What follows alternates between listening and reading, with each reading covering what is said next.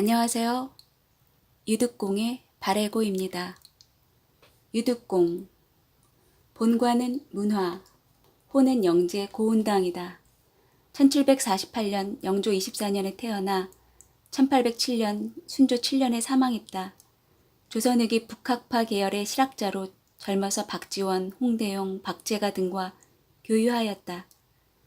1779년 정조 3년에 귀장각 검서관에 발탁되어 왕실 도서의 간행을 담당하였으며 포천 현감, 풍천 부사 등을 역임하였다. 북방사에 관심을 갖고 연구하여 발해의 역사를 최초로 정리한 발해고와 한 사곤에 관한 사곤지 등을 편찬하였다. 발해고 초고본을 집필한 후 3차례 이상 수정하고 보완하면서 실사고시의 고증학적 방법론을 유감없이 발휘하였다.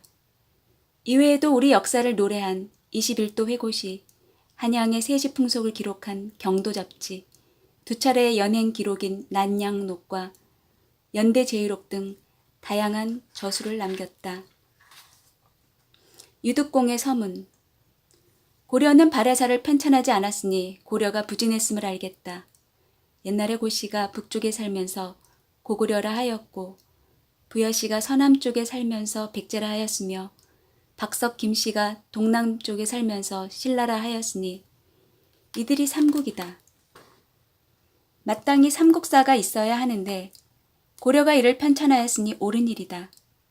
부여씨가 망하고 고씨가 망하자 김씨가 그 남쪽을 차지하였고 대씨가 그 북쪽을 차지하며 발해라 하였으니 이들이 남북궁이다. 마땅히 남북국사가 있어야 하는데 고려가 이를 편찬하지 않았으니 잘못된 일이다. 무릇 대씨는 누구인가? 바로 고구려 사람이다. 그가 차지한 땅은 누구 땅인가? 바로 고구려 땅으로 그 동쪽과 서쪽과 북쪽을 개척하여 확장하였을 뿐이다. 김씨가 망하고 대씨가 망하자 왕씨가 통합하여 차지하면서 고려라 하였다. 그런데 그 남쪽으로 김씨의 땅을 차지한 것은 완전하지만 그 북쪽으로 대씨의 땅을 차지한 것은 완전하지 못하여 어떤 곳은 여진에 들어가고 어떤 것은 거란에 들어갔다. 이때의 고려를 위한 계책은 마땅히 발해사를 급히 편찬하는 것이었다. 이를 가지고 여진에게 어찌 우리에게 발해 땅을 돌려주지 않는가?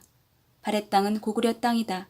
라고 꾸짖으며 장군 한 사람을 보내어 거두었다면 토문강 북쪽의 땅을 차지할 수 있었을 것이다. 또 이를 가지고 거란에게 어찌 우리에게 발해 땅을 돌려주지 않는가? 발해 땅은 바로 고구려 땅이다. 라고 꾸짖으며 장군 한 사람만 보내어 거두었다면 압록강 서쪽의 땅을 차지할 수 있었을 것이다. 그러나 끝내 발해사를 편찬하지 않아 토문강 북쪽과 압록강 서쪽이 누구의 땅인지 알지 못하게 되었으니 여진을 꾸짖으려 해도 할 말이 없고 거란을 꾸짖으려 해도 할 말이 없었다.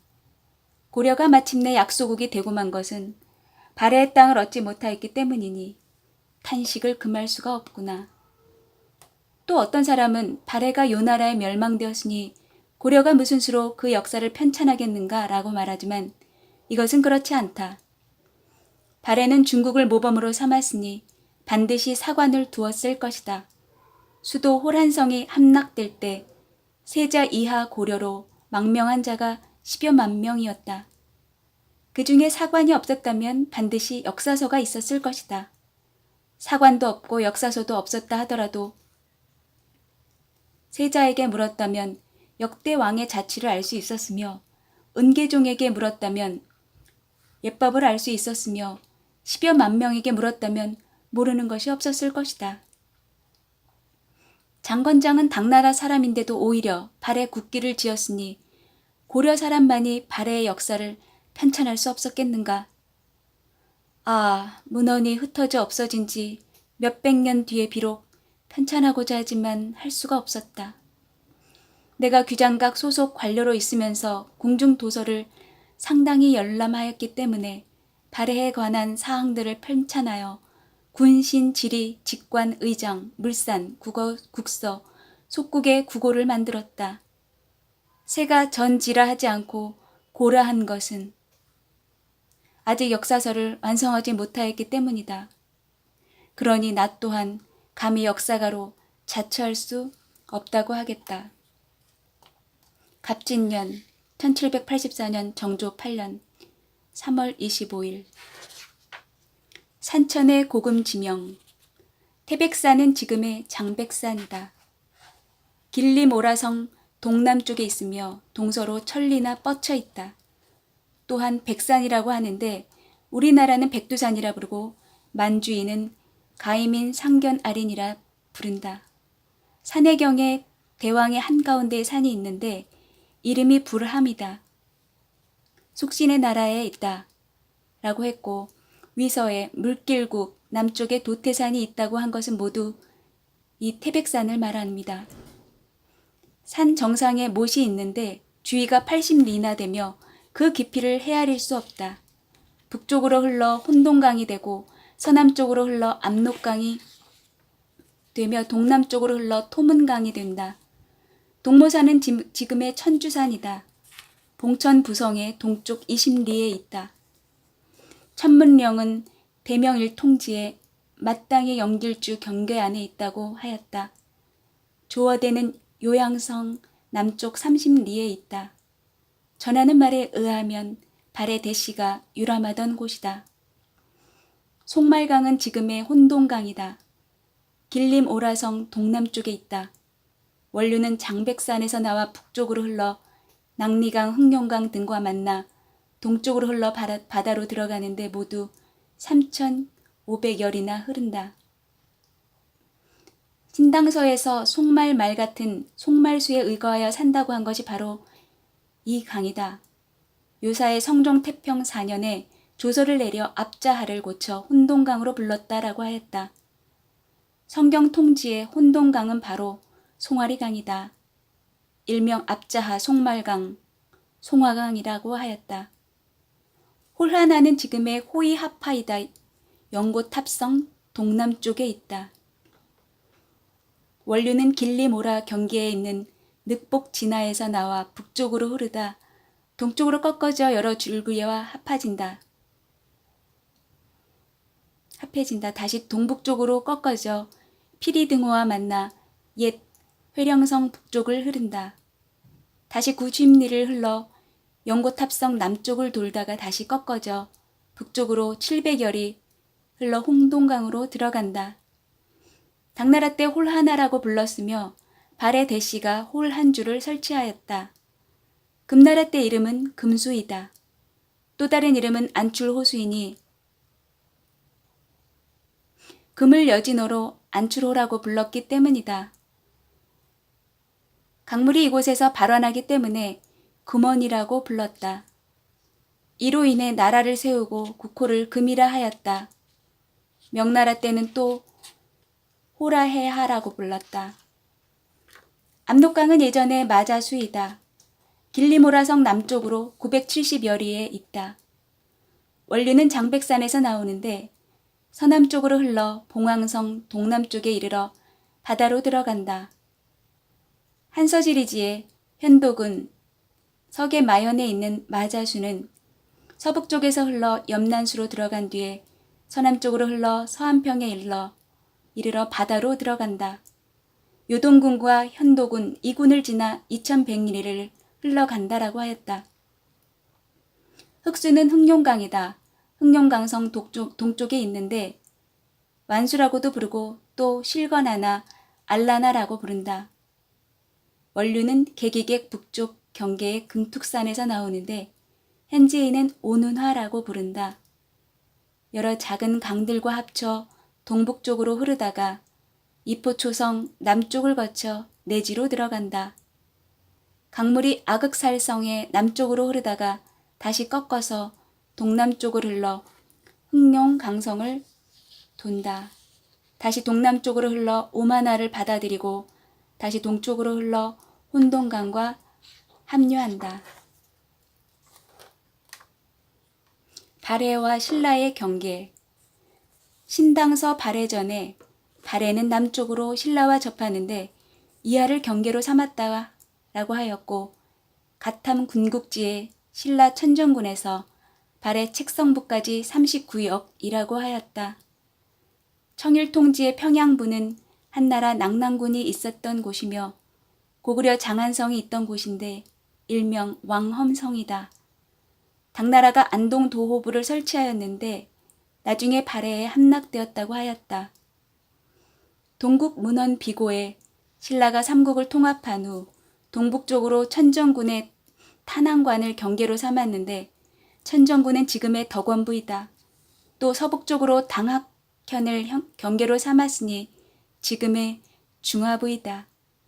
중화에서 동쪽으로는 지금의 상원, 수안, 곡산을 거쳐 덕원에 다다르니 모두 변방의 요새다라고 하였고 또 이하는 마땅히 덕원 경계 안에 있어야 한다고 하였다.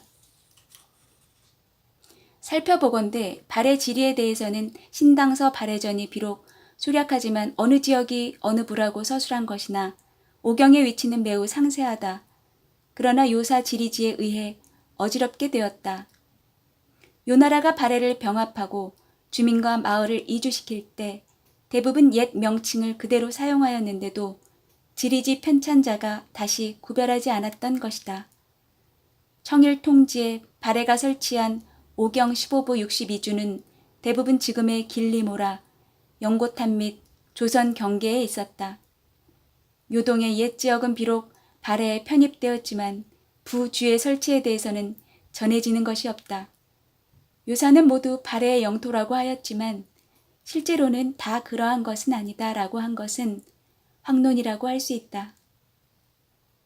만약 요사 지리지를 따른다면 동경은 서경의 서쪽에 있고 중경은 다시 동경의 서쪽에 있게 되니 매우 불가하다.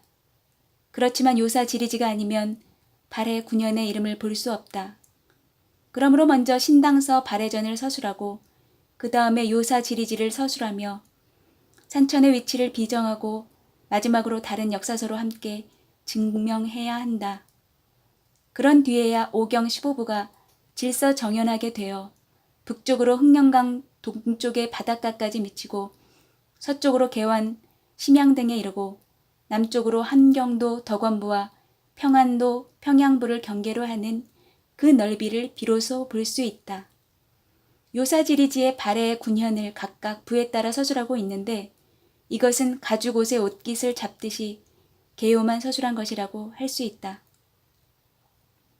또 살펴보건대 삼국사기에 궁예가 옛날 신라가 당나라에 군사를 요청하여 고구려를 멸망시켰다. 그래서 평양의 옛 수도는 모두 잡초가 무성하게 되었다라고 말하고 참남되게 성책 원년으로 개원하고 폐서지역을 13진으로 나누어 설치하니 평양 성주, 검용이 항복하였다고 하였다. 이때 대인선이 한창 거란과 서로 대립하고 있었고 압록부 남쪽 경계는 이미 궁예에게 빼앗겼다. 발해가 망하자 고려가 흥하여 서북쪽으로 안북부를 경계로 삼고 동북쪽으로 도련포를 경계로 삼으니 그 밖은 모두 여진의 구역이 되었다. 성종 때 비로소 서여진을 내쫓아 압록강 이남 지역을 차지하여 주진을 설치하였다. 도련포 이북은 여진이 옛 기반에 의지하며 갈라전이라 칭하였으니 금나라가 일어난 곳이다. 원나라 초에 함남부를 설치하고 나아가 화주의 쌍성을 차지하여 고려와 여진의 경계지역이라고 불렸다. 말년이 되어 쌍성이 고려에 격파되고 우리나라의 왕업이 북방에서 일어났다. 태조 강헌대왕은 하늘이 내린 신이란 무력으로 강력을 회복하였다. 세종 장헌대왕은 장수에게 명하여 야인을 신속하게 토벌하고 육진을 설치하여 두만강을 경계로 삼았다. 그런 뒤에야 발해의 용원부, 남해부, 솔빈부 등지가 모두 판도 내에 들어오게 되었으니 원대한 계획과 아름다운 공작이 전대를 훨씬 뛰어넘었다. 또 살펴보건대 압록부가 관할하는 신주, 환주, 풍주, 정주 등 4주 가운데 환주가 지금의 강계부이며 신주가 지금의 폐산군 지역임은 이미 신당서 지리지를 인용하여 밝혔는데 풍주와 정주 두 주의 연역에 대해서도 증명할 만한 것이 있다. 고구려가 풍흥을 북풍에서 죽이고 시호를 소성 황제라 하였다. 지금 운산군에 황제 무덤이 있는데 세상에 전하기를 풍흥이 묻힌 곳이라고 한다. 그렇다면 운산은 바로 고구려의 북풍이며 발해의 풍주이다. 요사 지리지의 정주는 본래 비류왕의 옛 지역이라 하였고 동국 여지 승남의 성천부는 본래 비류왕 송왕의 옛 수도라고 하였으니 성천부가 발해의 정주임은 분명하다. 무왕이 일본국 성무천왕에게 보내는 국서. 무예가 아래입니다. 산하가 다른 지역이고 국토가 같지 않지만 멀리서 대왕의 풍채와 품격을 들으니 정성을 다해 우러러보는 마음이 더할 뿐입니다. 엎드려 생각건대 대왕의 조정은 천명을 받아 일본에 기틀을 열었으며 대대로 번성하여 후손이 100대까지 이어졌습니다. 무예는 분에 넘치게 독립된 나라를 맡게 되고 외람되의 주변 족속들을 다스리게 되어 고구려 옛 땅을 회복하고 부여가 남긴 풍속을 간직하고 있습니다. 다만 먼 하늘 끝에 있어 길이 가로막히고 바다가 아득히 멀어 아직까지 소식이 통하지 못하여 좋은 일과 불행한 일에 대해 묻지도 못했습니다. 어진이와 가까이 하고 도움을 맺는 일을 예전의 법도에 맞게 하고자 사신을 보내 이웃을 방문하는 일을 오늘에야 시작하게 되었습니다. 삼가 영원장군 낭장고인의와 유장군 과의도위, 덕주, 별장 산하루 등 24인을 파견하되 편지를 지니게 하고 아울러 담비가죽 300장을 받들어 보냅니다. 토산물이 비록 천하지만 미나리처럼 변변치 못한 물건을 바치는 정성이나마 드러내고자 하며 가죽 예물이 진귀하지도 않아 도리어 비웃음을 사지 않을까 부끄럽습니다. 생명은 이치상 유한하니 마음속을 열어 보일 수 없습니다.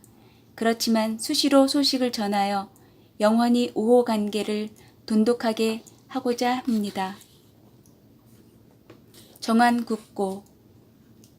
정안국은 본래 마한의 종족인데 발해가 거란에게 격파되자 그 추장이 남은 무리를 규합하여 서쪽 변경을 차지하였다. 나라를 세워 연호를 사용하고 자칭 정안국이라 하였다. 송나라 태조 계보 3년에 그 왕 열만하가 여진 사신편에 표문을 올리고 가죽 옷을 바쳤다. 태종이 태평흥국 원견에 원대한 계획을 세워 거란을 토벌하려고 하였다. 이로 인해 이 나라에 조서를 내려 송나라와 함께 앞뒤에서 거란을 몰아치는 형세를 펼치도록 하였다. 이 나라도 원수로부터 침탈과 멸시가 그치지 않는 것을 원망하고 있어서 중국이 군사를 일으켜 북벌한다는 소식을 듣고 송나라 군대에 의지하여 오래된 울분을 풀려던 차에 조서를 받고 크게 기뻐하였다. 6년 981년 겨울에 마침 여진이 사신을 보내 송나라에 조공하러 가는 길에 이 나라를 쳤다. 이에 사신편에 다음과 같이 표문을 올렸다. 정안국 왕이자 황제의 신하인 오현명이 아뢰입니다.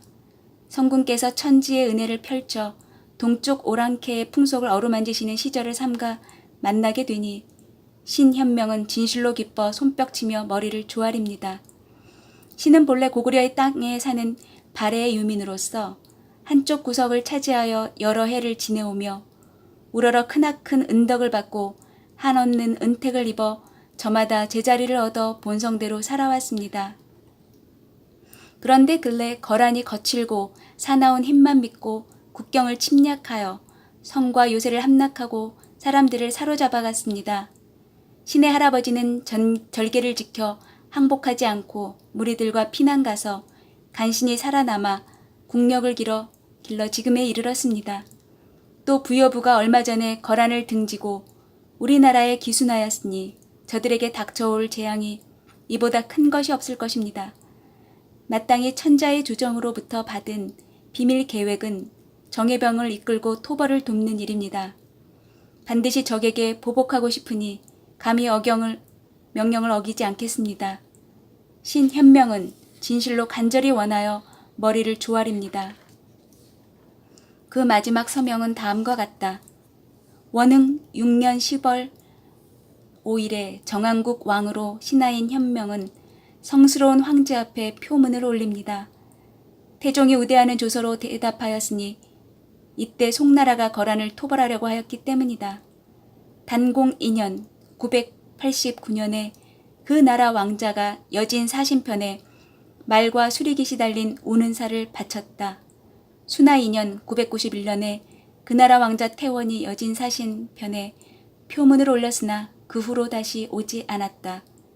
고려 현종 9년 1018년에 정한국 사람 골수가 고려로 망명하였다. 살펴보건대 송나라 태종 태평흥국 연간에 여진이 송나라에 조공하러 가는 길은 바다를 건너 사문도를 경유하는데 도중에 정한국을 지나므로 사신에게 부탁하여 표문을 붙였던 것이다. 그 표문에 또 부여부가 거란을 등지고 우리나라에 귀순하였다고 하였으니 부여부는 지금의 개원현이다. 이로 미루어 보면 이 나라는 마땅히 지금의 흥경, 봉황성 등 그 자리에 있었을 것이나 더 이상 고찰하지 못하겠다.